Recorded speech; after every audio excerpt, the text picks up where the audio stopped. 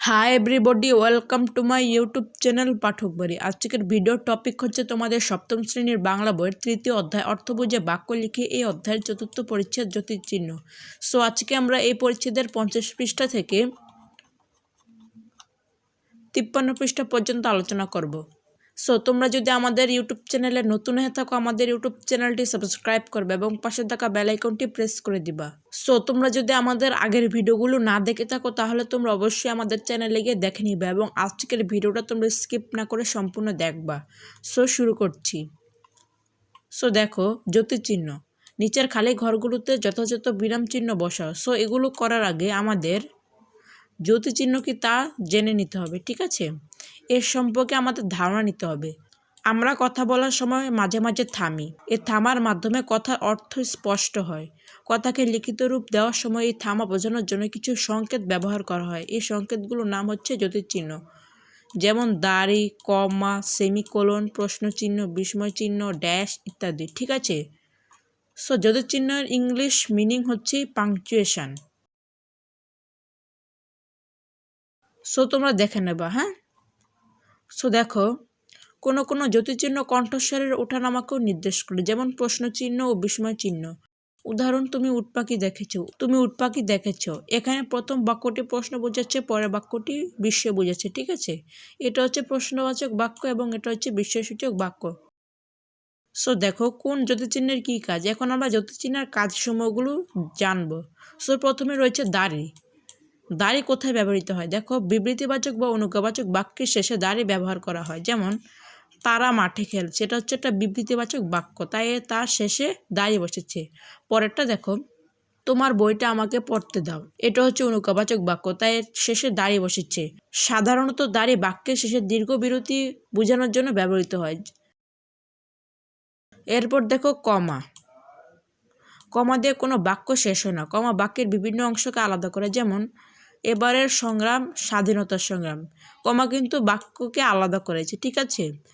এক ধরনের কয়েকটি শব্দ পরপর থাকলে কমা দিতে হয়। যেমন দেখো, জ্যৈষ্ঠ মাসে আম, জাম, কাঁঠাল পাকে। সো দেখো, আম, জাম, কাঁঠাল এগুলো পরপর শব্দগুলো বসেছে, তাই একে আলাদা করার জন্য কি বসেছে? কমা বসেছে। এটা হচ্ছে কমার কাজ। তারপর হচ্ছে সেমিকোলন। পরস্পর সম্পর্কযুক্ত দুটি বাক্যের মাঝে সেমিকোলন হয়। যেমন, ভোর হয়েছে, চলো হাঁটতে যাই। এটা একটা বাক্য, এটা একটা বাক্য, দুটোই কিন্তু সম্পর্কযুক্ত। সো এই সম্পর্কযুক্ত বোঝানোর জন্য কি বসেছে? সেমিকোলন বসেছে। দুই বাক্যকে সম্পর্কযুক্ত করে এই সেমিকোলন চিহ্ন, ঠিক আছে? তারপর দেখো প্রশ্নচিহ্ন। প্রশ্নবাচক বাক্যের শেষে প্রশ্নচিহ্ন ব্যবহার করা হয়। যেমন, তোমার নাম কি? কোনো জিজ্ঞাসা করার ক্ষেত্রে বা জিজ্ঞাসা বাক্যের শেষে কী বসে? প্রশ্নচিহ্ন বসে। অর্থাৎ প্রশ্নবাচক বাক্যের শেষে প্রশ্নবাচক চিহ্ন বসে, ঠিক আছে? তারপর দেখো বিস্ময় চিহ্ন। আবেগ শব্দ ও আবেগবাচক বাক্যের শেষে বিস্ময় চিহ্ন বসে। যেমন, বাহ, সত্যি তুমি ভালো খেলেছ। দেখো, বাহ এটা হচ্ছে আবেগ শব্দ, শব্দের শেষে কিন্তু বিস্ময় চিহ্ন বসে এবং বাক্যের শেষেও কিন্তু বসে। যেমন, সত্যি তুমি ভালো খেলেছ, হ্যাঁ, আবেগবাচক বাক্য। সো আবেগ শব্দ ও আবেগবাচক বাক্যের শেষে বিস্ময় চিহ্ন বসে। তারপর দেখো হাইফেন। একজোড়া শব্দের মাঝখানে হাইফেন বসে। যেমন, লাল সবুজের পতাকা উঠছে। লাল সবুজ দুইটা কিন্তু এক একটা শব্দ, একজোড়া শব্দ, অর্থাৎ দুইটা শব্দ। এই শব্দের মাঝখানে কি বসেছে? হাইফেন বসেছে, ঠিক আছে? তারপর হচ্ছে ড্যাশ। হাইফেন যেমন দুটি শব্দকে এক করে, তেমনি ড্যাশ দুইটি বাক্যকে এক করে। হাইফেন হচ্ছে ড্যাশ আকারে বড়। যেমন, যদি যেতে চাও যাও, আমার কিছু বলার নেই। এখানে ড্যাশ বসেছে কারণ এটা একটা বাক্য, এটা একটা বাক্য, দুই বাক্যকে এক করতে কি বসেছে? ড্যাশ বসেছে। সো হাইফেন হচ্ছে দুইটা শব্দকে এক করতে হাইফেন বসে, আর ড্যাশ হচ্ছে দুইটা বাক্যকে, ঠিক আছে? সো হাইফেন হচ্ছে ছোট আর ড্যাশ হচ্ছে বড়। তোমরা একটু দেখে নিবা, হাইফেন একটু আকারে ছোট হয় এবং ড্যাশ একটু আকারে বড় হয়, ঠিক আছে? তারপর হচ্ছে কোলন। উদাহরণ দেওয়ার আগে কোলন বসে। যেমন দেখো, যেমন এখানে কিন্তু কোলন বসেছে। বাংলা বর্ণ দুই রকম, যথা স্বরবর্ণ ব্যঞ্জন বর্ণ। দেখো, যথা উদাহরণ দেওয়ার সময় কোলন বসেছে, ঠিক আছে? নাটকের সংলাপে কোলন বসে। যেমন, হাসু, চুপ চুপ, ঘরের মধ্যে কে যেন কথা বলছে। এই লাইনটা কিন্তু তোমরা ষষ্ঠ শ্রেণীতে পেয়েছিলে সুখী মানুষ নাটকে, ঠিক আছে? সো দেখো, হাসু এটা একটা চরিত্র। নাটকের সংলাপে চরিত্রের শেষে কি বসে? কোলন বসে, ঠিক আছে? তারপর হচ্ছে উদ্ধার চিহ্ন। বক্তার কথা সরাসরি বোঝাতে উদ্ধার চিহ্ন বসে, যেমন তিনি বললেন আমি গতকাল রাতে ট্রেনে ঢাকা এসেছি। সো তিনি বললেন, অর্থাৎ তিনি তার মুখ থেকে এই কথাটা বের করেছেন, অর্থাৎ সরাসরি বোঝাতে চেয়েছেন। তাই এই বাক্যটা কি হয়েছে, উদ্ধার চিহ্নের মধ্যে লিখিত হয়েছে। সো এটাই হচ্ছে উদ্ধার চিহ্নের কাজ।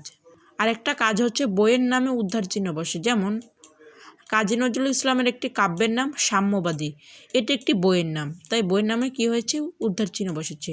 সো এটাই হচ্ছে উদ্ধার চিহ্নের কাজ। তারপর দেখো বিন্দু। শব্দ সংক্ষেপ করে লিখতে অনেক সময় বিন্দু ব্যবহার করা হয়, যেমন ডক্টর মোহাম্মদ শহীদুল্লাহ, এখানে ডক্টর দিয়ে ডক্টর বোঝানো হচ্ছে। সেই ড দিয়ে কি বোঝাচ্ছে, ডক্টর। ডট দিয়ে ডক্টরের সংক্ষিপ্ত রূপটাকে বোঝাতে চেয়েছে এই বিন্দু, ঠিক আছে। সেটা হচ্ছে বিন্দুর কাজ। সো তোমরা এগুলো বুঝে নিবা, হ্যাঁ, তোমরা আশা করি বুঝতে পেরেছো। এখন আমরা দেখো, এখন আমরা এগুলো সলভ করতে পারি। সো আমরা দেখো এখানে কি বলছে, নিচের খালি ঘরগুলোতে যথাযথ বিরাম চিহ্ন বসাও। চলো আমরা এর অ্যান্সার স্ক্রিপ্টটা দেখে নিই। সো দেখো, এক দেশে ছিল এক রাজা, এখানে দাঁড়িয়ে বসবে কারণ এটা একটা বাক্য, বিবৃতিবাচক বাক্য। আমরা জানি বিবৃতিবাচক বাক্যের শেষে দাঁড়িয়ে বসে, ঠিক আছে। লোকটিকে মুদি দোকান থেকে চাল, ডাল, ডিম আর আলু কিনতে দেখলাম, এখানে দাঁড়িয়ে বসবে। আর এখানে চাল, ডাল, ডিম এগুলো কিন্তু পরপর বসেছে, তাই এর কমা বসবে, ঠিক আছে। তারপর দেখো পারুল গল্প লেখে, আমি কবিতা লিখি, এই দুইটা বাক্যকে সম্পর্কযুক্ত বোঝাতে সেমিকোলন বসেছে, ঠিক আছে। আপনি কখন এলেন, এটা কিন্তু একটা প্রশ্নবাচক বাক্য, আমরা জানি প্রশ্নবাচক বাক্যের শেষে প্রশ্ন চিহ্ন বসে, ঠিক আছে। সো প্রশ্ন চিহ্ন বসেছে। তারপর দেখো বলো কি, এটা কিন্তু আবেগবাচক শব্দ, আমরা জানি আবেগবাচক শব্দ ও আবেগবাচক বাক্যের শেষে বিশ্ব চিহ্ন বসে, ঠিক আছে। এই কলমের দাম 100 টাকা, এটা কিন্তু একটা আবেগবাচক বাক্য, তাই এটা শেষে বিশ্বসূচক চিহ্ন বসেছে, ঠিক আছে।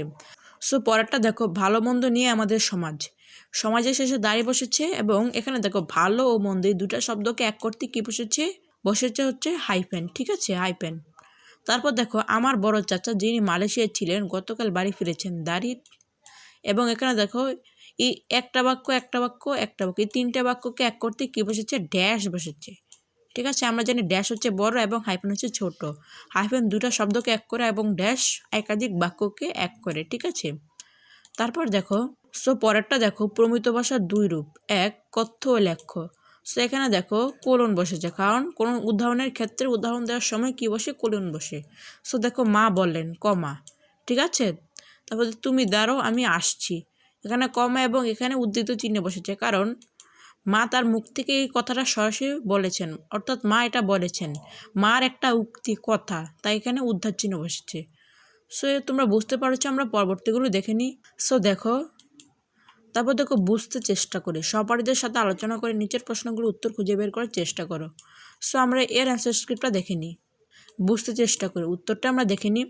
প্রথম প্রশ্ন, ঠিক আছে, জ্যোতিচিহ্ন কেন ব্যবহার করা হয়, লেখার সময় মনের ভাব যাতে অর্থ অনুযায়ী ভালোভাবে প্রকাশ পায় তাই জ্যোতিচিহ্ন ব্যবহার করা হয়, ঠিক আছে। তারপর হচ্ছে মুখের ভাষায় জ্যোতিচিহ্ন লাগে না কেন, মুখের ভাষায় উচ্চারিত বাক্যের বিভিন্ন স্থানে আমরা প্রয়োজনীয় অনুযায়ী থামি এবং বাক্য বুঝে কণ্ঠস্বরের ভঙ্গির পরিবর্তন করি, তাই মুখের ভাষায় জ্যোতিচিহ্ন লাগে না, ঠিক আছে। লেখার ভাষায় জ্যোতিচিহ্ন কেন দিতে হয়, লেখার ভাষায় বাক্যের সমাপ্তি বোঝার জন্য, বাক্যের বক্তব্য ভাব স্পষ্ট করার জন্য জ্যোতিচিহ্ন ব্যবহার করা হয়। সো তারপর দেখো বাক্যের শেষে কোন কোন জ্যোতিচিহ্ন বসে, দাঁড়িয়ে বসে, প্রশ্ন চিহ্ন বসে, বিস্ময় চিহ্ন বসে ইত্যাদি বসে, ঠিক আছে। বাক্যের ভেতরে কোন কোন জ্যোতিচিহ্ন বসে, কমা, সেমিকোলন, কোলন, ড্যাশ, হাইফেন ইত্যাদি, ঠিক আছে। সো আমরা পরবর্তীগুলো দেখে নিই।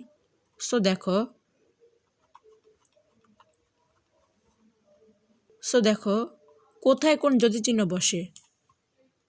সো আমরা এর অ্যান্সার স্ক্রিপ্টটা দেখে নিই। সো দেখো আবেগ শব্দ আবেগবাচক বাক্যের শেষে কি বসে, বিস্ময় চিহ্ন, ঠিক আছে।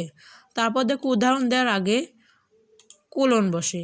এক ধরনের কয়েকটি শব্দ পরপর থাকলে কমা বসে। এক জোড়া শব্দের মাঝখানে হাইফেন বসে, ঠিক আছে। দুটি বাক্যকে এক করতে ড্যাশ বসে। নাটকের সংলাপে চরিত্র নামের পরে কোলন বসে, ঠিক আছে। পরস্পর সম্পর্কযুক্ত দুটি বাক্যের মাঝে সেমিকোলন বসে। প্রশ্নবাচক বাক্যের শেষে প্রশ্ন চিহ্ন বসে, ঠিক আছে।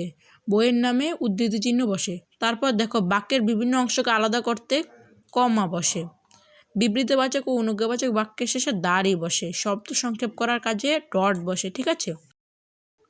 সো তোমরা এগুলো দেখে নাও, আমরা পরবর্তীগুলো দেখে নিই, ঠিক আছে? সো দেখো, আমরা পরবর্তীতে জ্যোতিচিহ্ন বসে এখান থেকে শুরু করব।